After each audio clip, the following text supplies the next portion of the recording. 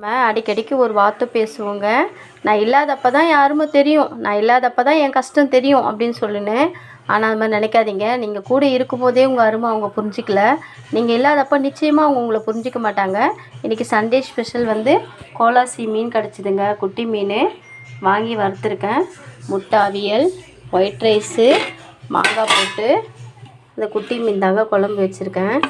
செம்ம டேஸ்ட்டாக இருந்துச்சுங்க மீன். மிளகு ரசம் பண்ணியிருக்காங்க. இன்றைக்கி மீன் அவ்வளோதாங்க. அதனால் வாழ்க்கையில் நம்ம யார் இருந்தாலும் யார் இல்லாட்டியும் நம்ம வாழ்க்கை நடந்துட்டு தான் இருக்கும். அதனால் நான் இல்லைன்னா உன்னால் இருக்க முடியாது, நான் இல்லைன்னா உன்னால் இருக்க முடியாது நீங்கள் சொல்லவே சொல்லாதீங்க. ஒரு பழமொழி கூட சொல்லுவாங்க, பூனை கண்ணு மூடிடுச்சுன்னா பூலோகம் இருண்டுடுமான்னு. அதனால் யார் இல்லாட்டியும் யார் இருந்தாலும் அவங்கவுங்க வாழ்க்கையை அவங்கவுங்க வாழ்ந்து தாங்க தீரணும். நல்லாவே வாழ்வாங்க. எங்கள் பூனைக்கு பாருங்கள் 100 ஆயுசு. நான் இப்போ தான் பேசினேன், அதுக்குள்ளே எங்கள் பாப்பா வந்துட்டாங்க. எல்லாமே நன்மைக்கே.